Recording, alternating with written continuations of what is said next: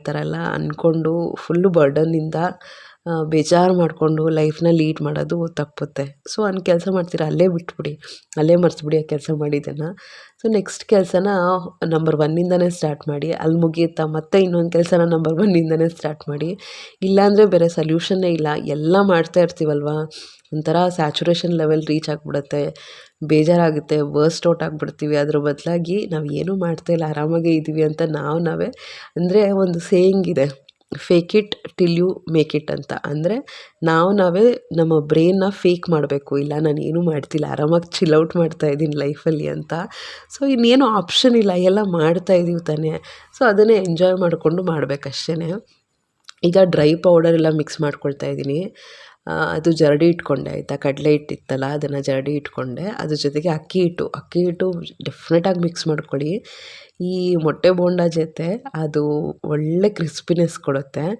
ನೀವು ಮೊಟ್ಟೆ ಬದಲಾಗಿ ಆಬ್ವಿಯಸ್ಲಿ ನಿಮಗೆ ಗೊತ್ತಿರುತ್ತೆ, ಪನ್ನೀರ್ ಯೂಸ್ ಮಾಡಿ, ಆಲೂಗಡ್ಡೆ ಯೂಸ್ ಮಾಡಿ, ಮತ್ತು ಬಜ್ಜಿ ಮೆಣಸಿನ್ಕಾಯಿ, ಎಷ್ಟೊಂದು ಆಪ್ಷನ್, ಮತ್ತು ಹೀರೆಕಾಯಿ, ಇದೆಲ್ಲ ಎಷ್ಟು ಒಳ್ಳೊಳ್ಳೆ ಆಪ್ಷನ್ಸು ಈ ಚಳಿಗೆ ತಿನ್ನಬೇಕು ಅಂತ ಅನಿಸ್ತಾ ಇರುತ್ತೆ. ಆಮೇಲೆ ಇದ್ರ ಜೊತೆಗೆ ಇನ್ನೇನೇನು ಹಾಕಿದೆ ಅಂದರೆ, ಅದನ್ನು ಗ್ರೈಂಡ್ ಮಾಡ್ಕೊಂಡಿದ್ನಲ್ಲ ಸ್ವಲ್ಪ ಪುಡಿ ಪುಡಿಯಾಗಿ, ಜೀರಿಗೆ ಮತ್ತು ಓಂಬು ಕಾಳು, ಅದನ್ನು ಅವೆರಡನ್ನೂ ಮಿಸ್ ಮಾಡೋಕ್ಕೆ ಹೋಗ್ಬೇಡಿ, ಅದು ಒಳ್ಳೆ ಫ್ಲೇವರ್ ಕೊಡುತ್ತೆ. ಜೊತೆಗೆ ಸೋಡಾ, ಉಪ್ಪು, ಖಾರದ ಪುಡಿ ಎಲ್ಲನೂ ಹಾಕಿ ಚೆನ್ನಾಗಿ ಮಿಕ್ಸ್ ಮಾಡ್ಕೋಬೇಕು. ಇದರದ್ದು ಬ್ಯಾಟರ್ ಕನ್ಸಿಸ್ಟೆನ್ಸಿ ಹೆಂಗೆ ಅಂದರೆ, ನಿಮ್ಮ ಬೆರಳನ್ನ ಅದರಲ್ಲಿ ಡಿಪ್ ಮಾಡಿ ನೋಡಿ, ನಿಮ್ಮ ಬೆರಳಿಗೆ ಅದು ಕೋಟ್ ಆಗಬೇಕು, ಆ ರೀತಿ ಮಿಕ್ಸ್ ಮಾಡಿಕೊಂಡ್ರೆ ಸಾಕು. ಯಾವಾಗ್ಲೂ ಅಷ್ಟೇ ಕಡಲೆ ಹಿಟ್ಟನ್ನು ಜರಡಿ ಇಟ್ಕೊಂಡೆ ಹಾಕ್ಕೊಳ್ಳಿ.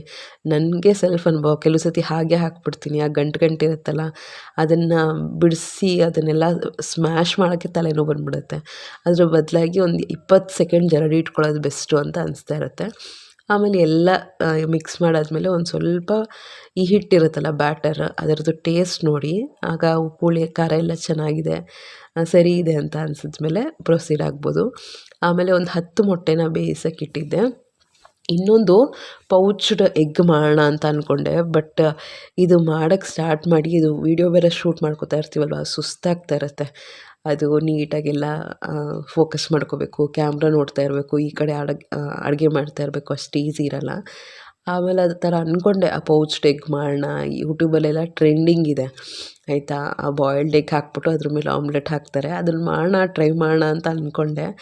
ಬಟ್ ನನಗೆ ಅಷ್ಟು ಎನರ್ಜಿನೂ ಇರಲಿಲ್ಲ, ಅಷ್ಟು ಪೇಷನ್ಸು ಇರಲಿಲ್ಲ.